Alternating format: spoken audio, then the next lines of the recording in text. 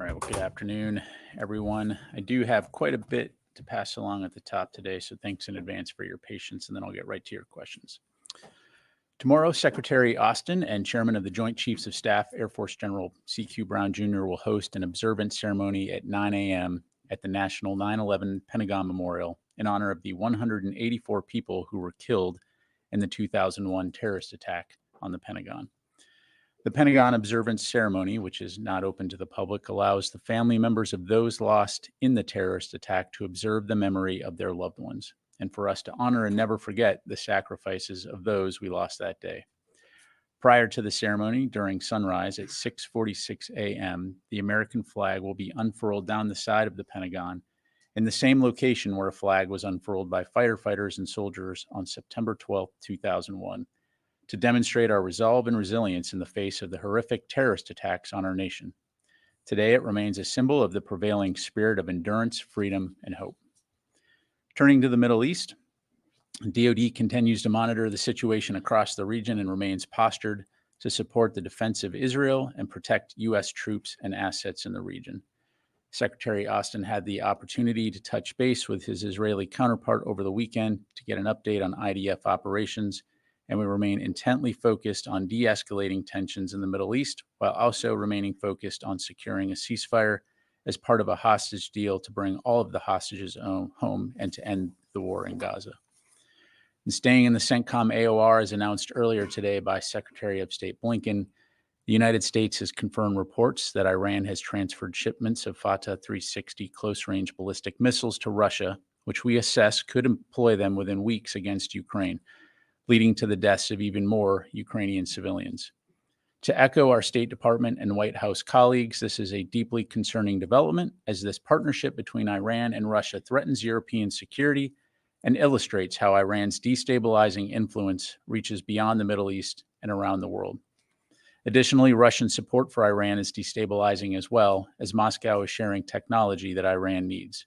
We'll continue to monitor these developments alongside our allies and partners across Europe and the Middle East, and remain steadfast in our support to Ukraine's defense from the threat these missile systems may pose to the people of Ukraine. Moving over to the Indo-Pacific theater, yesterday, September 9th, the commander of U.S. Indo-Pacific Command, Admiral Samuel Paparo, held a video teleconference with General Wu Yanyan, the commander of the PLA's Southern Theater Command. The call was a deliverable from the bilateral meeting held in November 2023 between President Biden and PRC President Xi Jinping. During that meeting, both leaders agreed to resume high-level military-to-military communication between the Department of Defense and the PLA, and to hold conversations between U.S. Indo-PACOM and the PLA's theater commanders. During the call, Admiral Paparo underscored the importance of sustained lines of communication between the U.S. military and the PLA, noting that such discussions between senior leaders serves to clarify intent and reduce the risk of misperception or miscalculation. Admiral Paparo expressed hope that this discussion with his PLA counterpart would be the first of many such conversations, and noted the necessity of continued dialogue on issues of concern with General Wu, as well as counterparts in other PLA theater commands.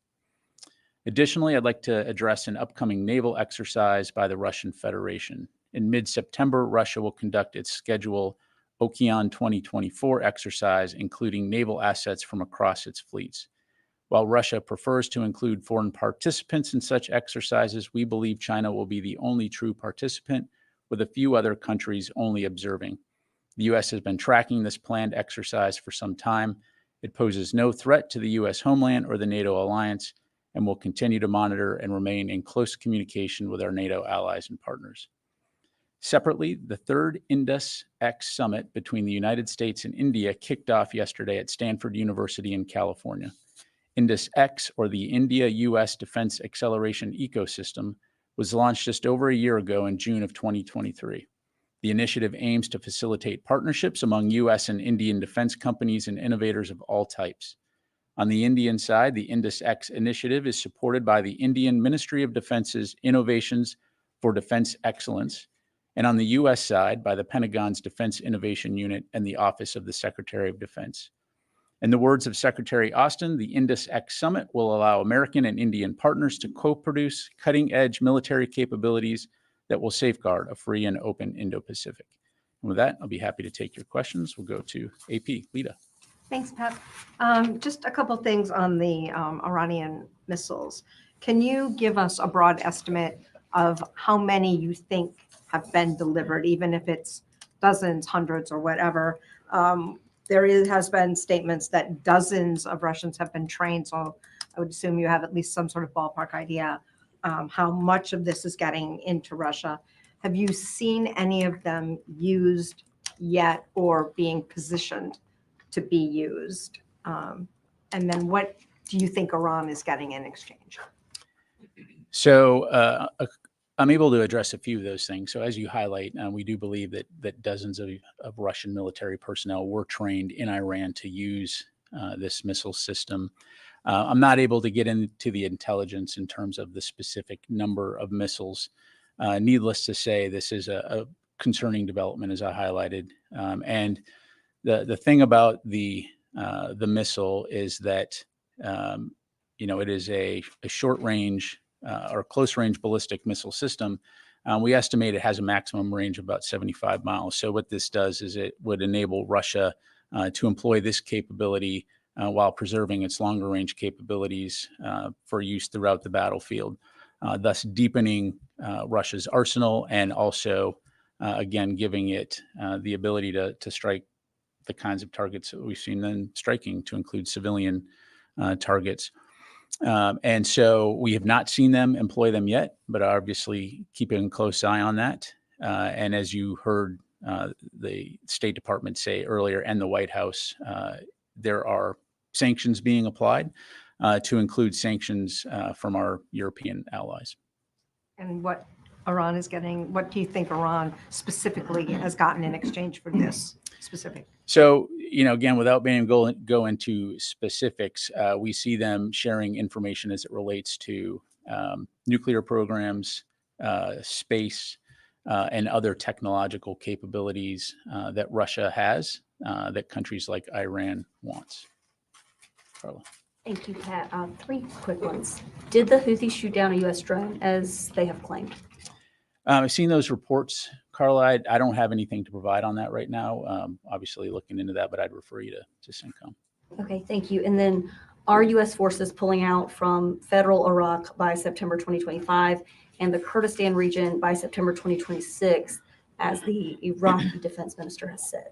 Yeah, I've seen a lot of press reporting on that. Again, nothing new to announce from here. Again, when we have updates, we'll certainly provide them to you. Okay, and the last one. So the NCTC's Brett Holmgren said this week that Al-Qaeda was kicked out of Afghanistan and they have a small footprint there.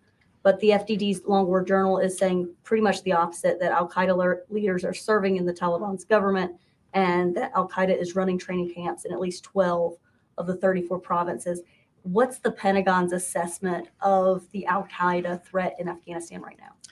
Yeah, I don't have a detailed assessment in front of me, Carla. So, I'd refer you back to the NCTC for details on their comments. I mean, clearly Al-Qaeda remains a threat at various locations throughout the world. And so we continue to stay focused on that, but I don't have a detailed assessment on Afghanistan to provide from here. Natasha. Thanks, General Ryder. Do you all have an assessment of whether this is the only shipment of ballistic missiles for now that's going to be sent, or is this the first in, a bigger kind of shipment that's going to be continued? And then secondly, in terms of force posture in the Middle East, do you have an update on where the USS Georgia is at this moment? Yeah, so on your first question, the short answer is I'm just not going to be able to predict the future. I would say, the concerning aspect of this, again, is the developing relationship between Russia and Iran. And you also see Russia developing a relationship with the DPRK, where they become essentially a supplier of capability. So one has to assume that if Iran is providing Russia with these types of missiles, that it's very likely it would not be a one-time good deal, that this would be a source of capability that Russia would seek to tap in the future. And it's also, again, indicative of the supply challenges that Russia is facing as it prosecutes this campaign, not only from, munitions, but also from personnel. And so it's something that we're going to continue to keep a close eye on. As far as the Georgia has transited into the CENTCOM AOR, and I'll just leave it at that. Constantine. Thanks, Pat. Senator Tommy Tuberville said that he's holding up the promotion of Lieutenant General Ronald Clark for what he says are failings of the Pentagon to sort of hold itself accountable in the wake of Secretary Austin's hospitalization. Do you have a reaction? So just a couple things. So first of all, I would just say up front, General Clark is a highly qualified senior officer, a leader. He was nominated for this critical position because of his expertise and his strategic level experience. When you look at the experience that someone like General Clark has leading at senior commands throughout the world at all echelons, he's exactly the kind of leader that we need in our priority theater leading U.S. forces. And so we would urge the Senate to confirm all of our qualified nominees. And as we've seen before, these kinds of holds really can undermine our military readiness. Just a quick follow-up. He's set to relieve General Flynn, I believe. How long can General Flynn stay in that position? I don't want to get into timelines. Obviously, confirmation, the confirmation process needs to work itself. Clearly, we as a military are used to managing the leadership of our commands throughout the world.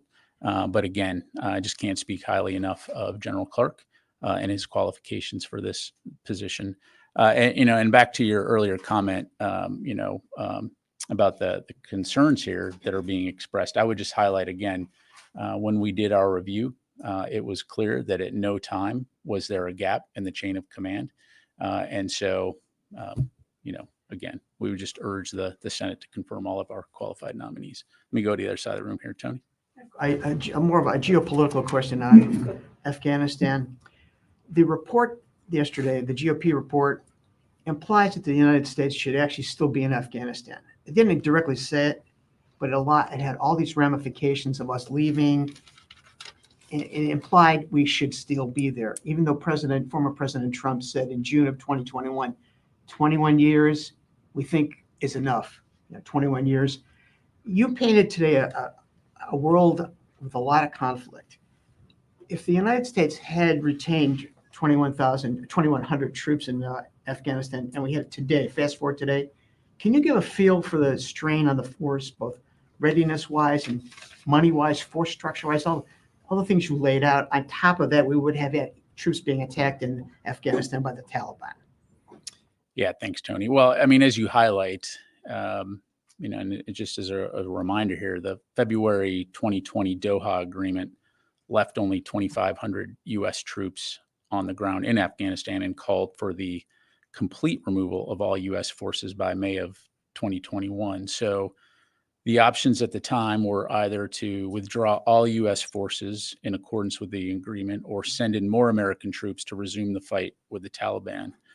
But the reality is that we didn't keep forces in Afghanistan. So I'd be speculating in terms of the potential implications on force posture or readiness were we to have kept forces in Afghanistan.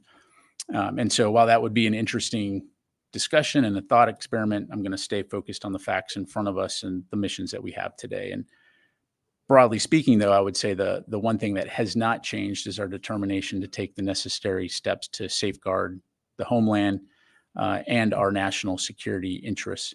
And you can see that, as you highlighted, around the world in terms of where forces are currently postured and our efforts to work alongside our allies and partners to address mutual security challenges.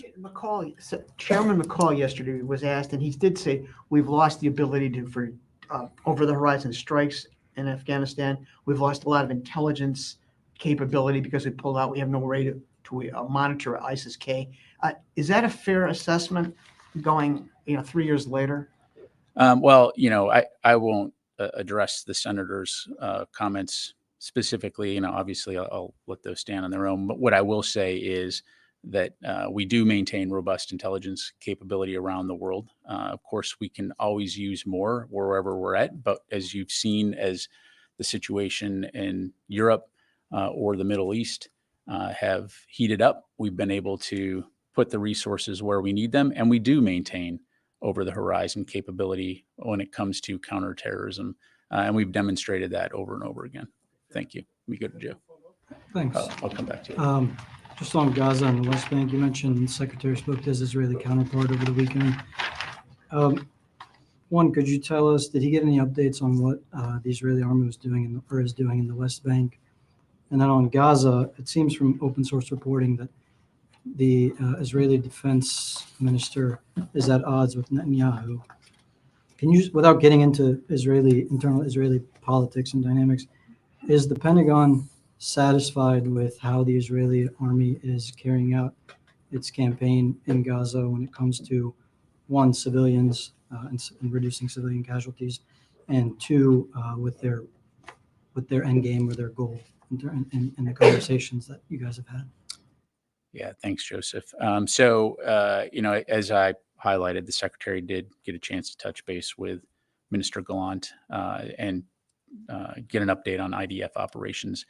Not going to have any more specifics to provide on that aspect, but broadly speaking, as you know, the secretary has spoken with Minister Gallant many times about their operations in Gaza, about their operations in West Bank. And the secretary has made clear our concerns about ensuring that civilian safety is taken into account, and particularly to prevent any type of escalation or incitement of violence in the West Bank. As far as their operations in Gaza go, again, I think we've been very clear that it's important that Israel have the ability to defend itself and to prevent the kinds of attacks we saw on October 7 from happening again, while at the same time doing everything possible to mitigate civilian harm, to get humanitarian assistance into Gaza. And as I highlighted at the top, right now, the focus is on securing a ceasefire so that we can get the hostages released and we can end this war in Gaza. So I'll just leave it there. I'll just ask one more on Iraq and the U.S. troop withdrawal. A senior U.S. official was on the record telling Reuters that an agreement had been reached, but you guys were just waiting to announce it. Can you just at least confirm if an agreement has in fact been reached? Yeah, again, I appreciate the question, Joseph. Right now, I just don't have anything to announce. So let me go to Janie, and then I'll come back to you, Charlie. Thank you very much, General. Two questions on North Korea and Russia. First question, North Korea, Kim Jong-un unveiled a new larger mobile launcher to enhance its ICBM, intercontinental ballistic missile capabilities. Do you think this poses a threat to the United States missile defense? Well, look, again, we don't necessarily look at one particular system. We look at the entire array of capabilities and most importantly at the intent. And so, again, we'll continue to consult closely with our allies in the region to deter potential aggression, but most importantly, work towards regional security and stability, throughout the peninsula and the broader region. The second question, Russian President Putin said he would no longer talk to Ukraine. Meanwhile, the Russian Foreign Ministry recently announced a revision to its nuclear doctrine that would allow for the use of nuclear weapons. Could this be a sign of possible nuclear use? So again, this is something we keep a close eye on all the time. Right now, we have not seen anything that would cause us to change the posture of our strategic forces. So thank you. Charlie. I had two questions. With the Iranian missiles now, the introduction of these Iranian missiles into the region, do the Ukrainians have sufficient defenses to take those on? And is it under consideration that perhaps the United States and other allies might provide them with the weaponry to take that on? And my second question is, I know that we're reluctant to talk about the future and force posture, but as my understanding is, the Roosevelt is supposed to come to the end of its extension.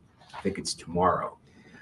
So if that is extended or if they chop out, will that announcement be made in the next few days?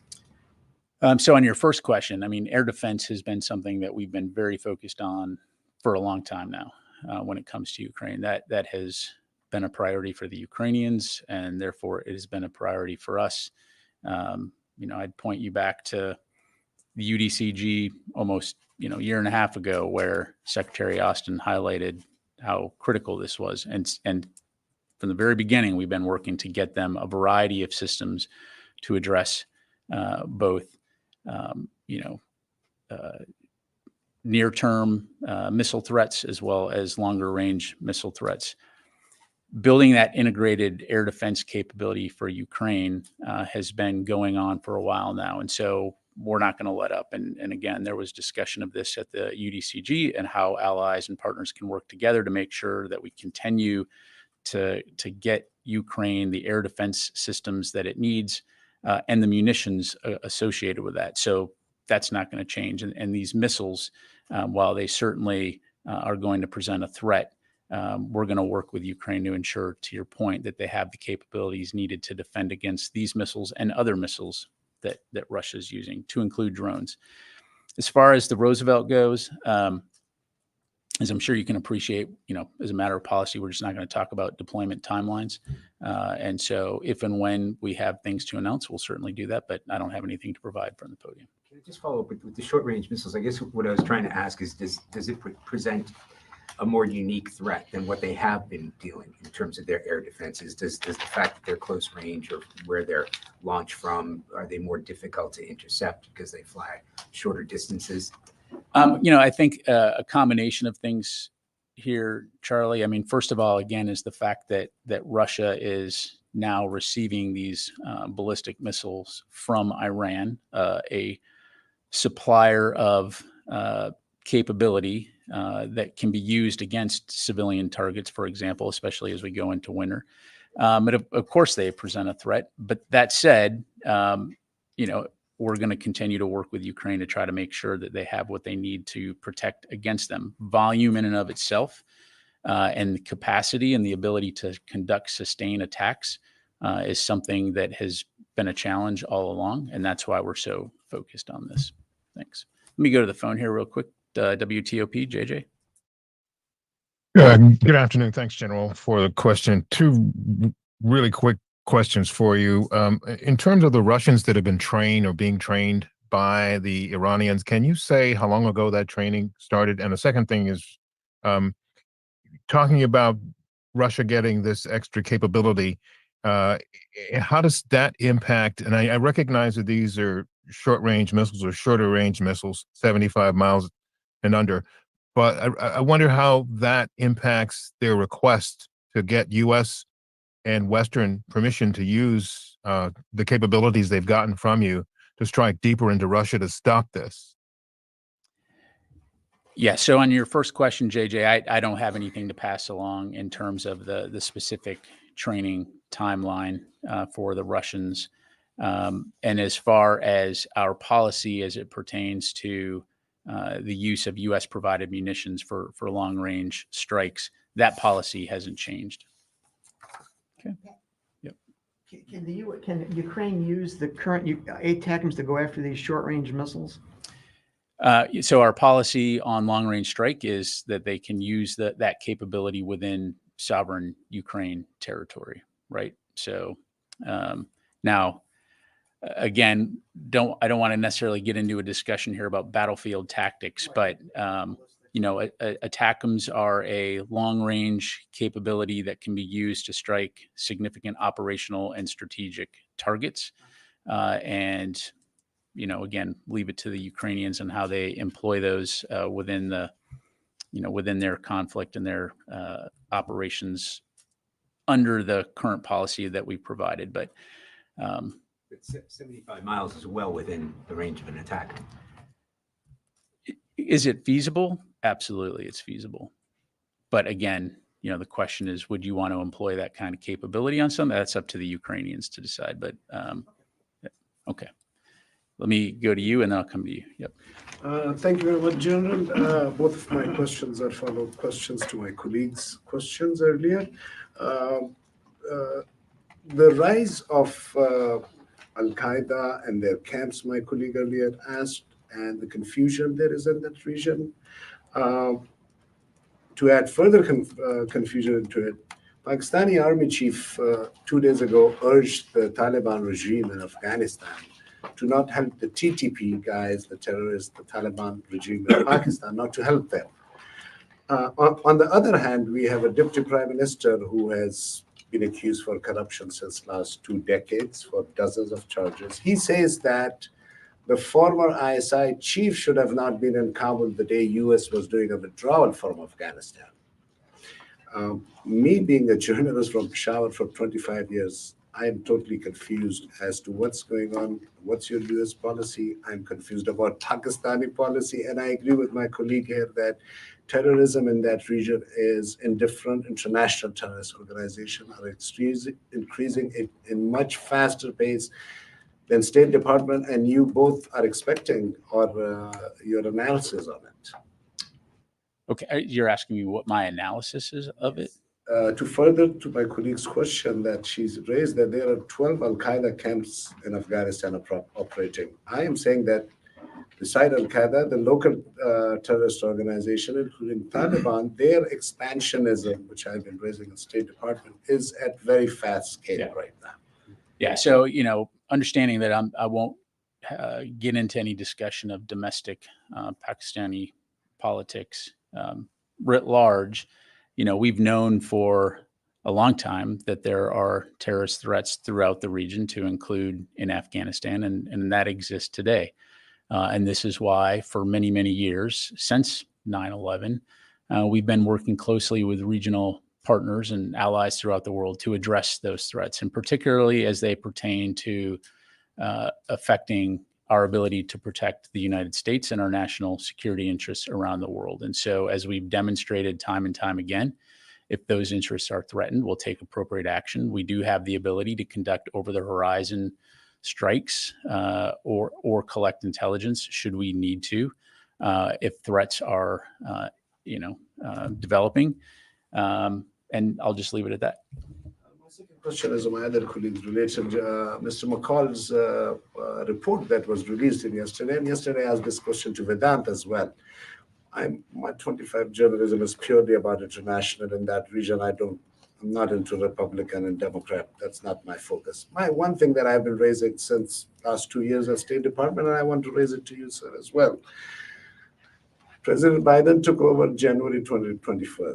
The last ambassador, his name is Bass, he left in January 2021. Charge of the affair took over. Mr. Ross was acting ambassador in Afghanistan. On August 15th, the embassy was officially closed.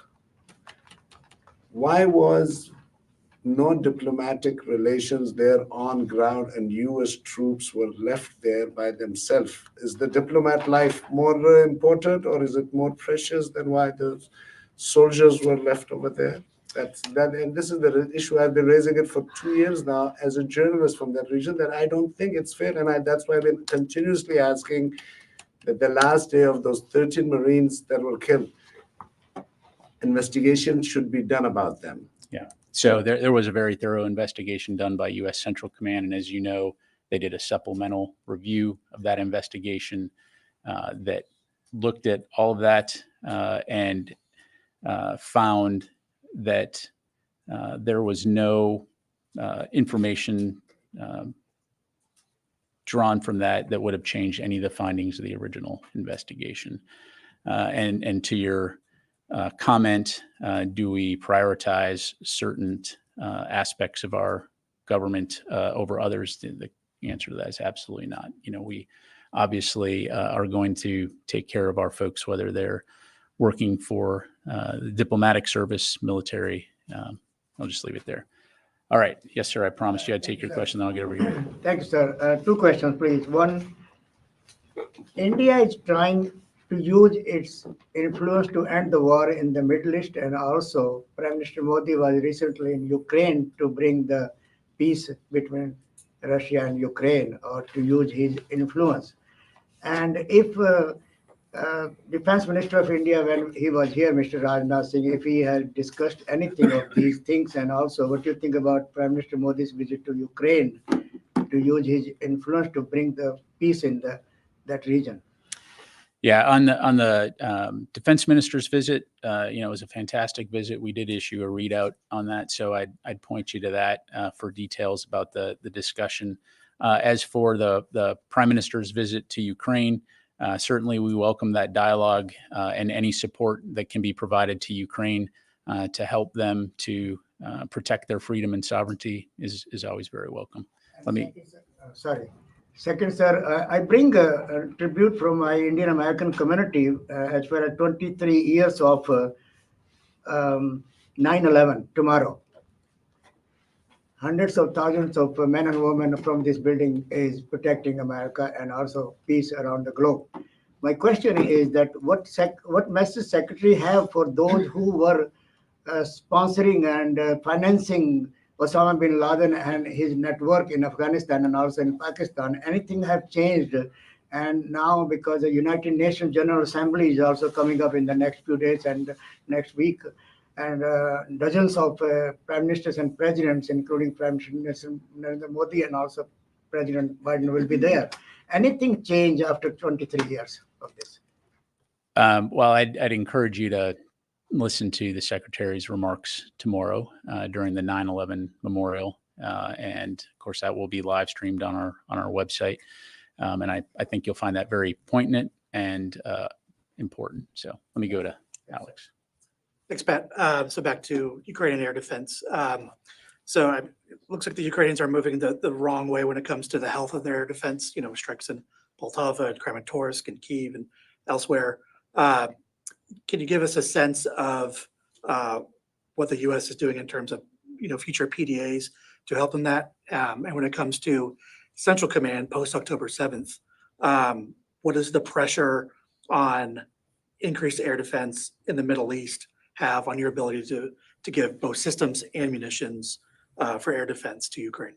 Yeah, so a few things on that. So first of all, as I mentioned to Charlie, air defense has been a priority for the Ukraine Defense Contact Group and for the United States when it comes to Ukraine for a long time now. And I don't see that changing.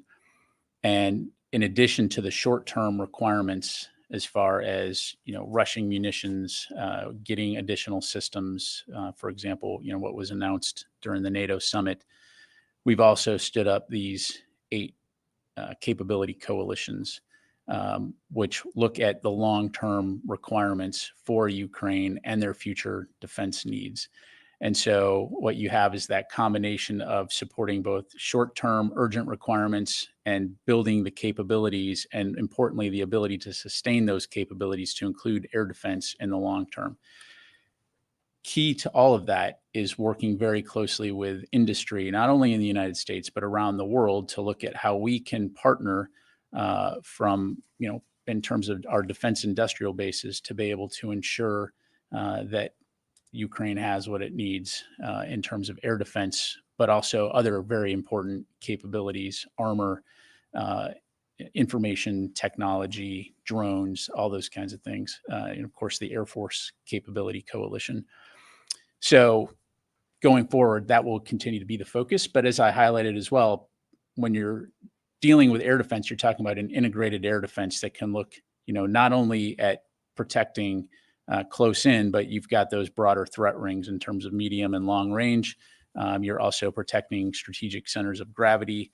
And I won't go over those from the podium here, but, broadly speaking, population centers, energy infrastructure, defense capabilities, and things like that. All of that's being looked at holistically with our allies and partners and Ukraine to help them as we go forward. When it comes to CENTCOM, can you talk about how that's a variable to your decisions on what to? Yeah. So, as far as CENTCOM goes, and I wouldn't necessarily say it's just CENTCOM, but, that is obviously a very important and critical theater. But we, the Department of Defense, look holistically when it comes to requirements throughout the world. And, particularly from a global integration standpoint of looking at how what we're doing in one theater affects another theater and what those requirements are going to be. And that, of course, all goes into the national defense strategy and budgeting and ensuring that we have the capabilities where we need them, when we need them to support those requirements. And so air defense within the CENTCOM AOR is no different. We do have the ability to surge capabilities should we need to do that.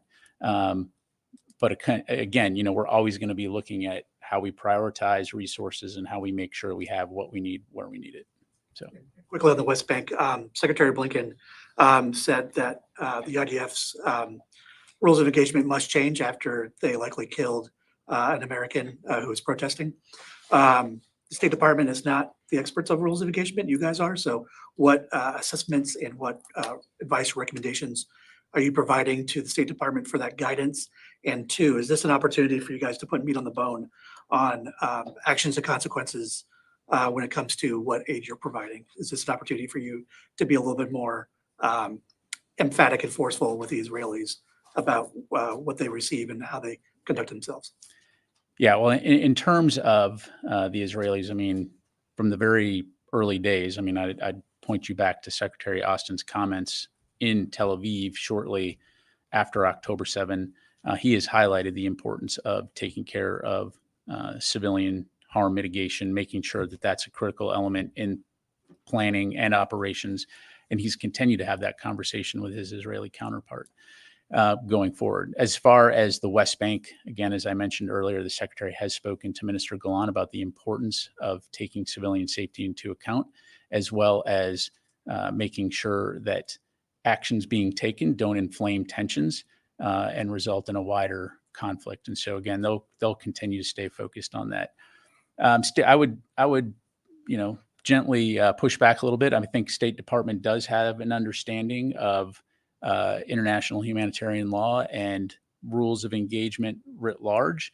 And as you know, they assess accusations of violations of international humanitarian law. And I know those assessments are ongoing. In the meantime, we are going to continue to encourage and expect our Israeli counterparts to take civilian safety into account. Okay, we've got time for just a few more. Yes, ma'am. Can you clarify the call between Indo-PACOM commander and the Southern Theater commander? Was this part of a new framework, or is it one of the three that two of them have been resumed and one has not? Is it a new framework, or can you just clarify that? Not sure I understand what you mean, but it was a result of, as I highlighted, the discussion between President Biden and President Xi in terms of reinitiating those contacts, one of which was between the Chinese theater commanders, PRC theater commanders, and the commander of Indo-PACOM. As you know, Secretary Austin has also engaged with his counterpart, and we hope to see those conversations continue. Thank you. I'll go you, and then we'll close it out with Heather. Yes, sir. Okay, thank you, General. Two quick questions on Middle East. Do you have an update on the current discussion with Iraqi partners, the negotiations that are discussed by the High Military Commission? Again, no announcements to make. We'll keep you updated. And the U.S. has military presence in Syria. Will their role continue as long as ISIS remains as a threat, or that depends on the presence of Russians in Syria? Well, as it pertains to the global coalition and Operation Inherent Resolve, again, that's the discussions that have been happening in terms of the transition from that global coalition to a U.S.-Iraq bilateral security cooperation. So certainly as it pertains, because it's part of the Defeat ISIS mission, Syria would certainly be a part of that discussion. But again, I just don't have anything to announce right now. Jared. On these Iranian SRBMs to Russia, beyond the threat to Ukraine, I believe Secretary Blinken, and I think you alluded to it earlier as well, said that this poses a threat to, quote, all of Europe because this provision allows Russia to dedicate longer range BMs to other targets. I'm wondering, the U.S. has known for months that Iran's government was considering sending these. I wonder if you could elaborate on any steps the DoD has taken with its allies to sort of shore up European defense in case this has happened. Well, as a member of NATO, we where to start. We've done lots of things in terms of, relocating or deploying additional forces into the European AOR. We conduct multiple exercises with our NATO partners. And, the secretary is regularly engaging with NATO defense ministers to talk about what we can do to work together to ensure our collective security as it relates to Europe. Never mind the fact that the UDCG also provides a forum where they can talk about these kinds of things. Thanks. And if I could just follow up, you mentioned the Russian government sharing technology with regards to nuclear programs with Iran. Is this technology that could potentially be involved in weaponization initiatives? Does it potentially shorten Iran's weaponization breakout time? Yeah, I just don't. I'm not going to be able to provide any more details on that. Thanks. All right, last question. We'll go to Heather, USNI. Thanks so much. Two questions. First, can you give an update on the tankers that the Houthis hit? And then second, during Admiral Paparo's discussions, did anything come up about the recent actions between the Chinese Coast Guard and the Philippines over Sabina Shoal? Yeah, thanks, Heather. I'm assuming you're referring to the Delta Soyunion. To my knowledge, still on fire. It appears that the internal oil tanks so far are secure. I think I had mentioned earlier that we had indications of oil leak. So it would appear that was probably from like the engine room or some type of chemical leak. But clearly that presents the potential for a significant environmental disaster. And I know that there's third parties that are looking at how to salvage that and get the oil tanker out of there. But again, just an indication of the kinds of malign activity that we're seeing from the Iranian-backed Houthis. And then, I'm sorry, your last question was? During Admiral Paparo's call, did anything come up about the Chinese Coast Guard and the Philippines over Sabina Shoal? Yeah, I'm just not going to have anything more to provide beyond what I had in my topper, and I'd refer you to the readout from Indo-PACOM.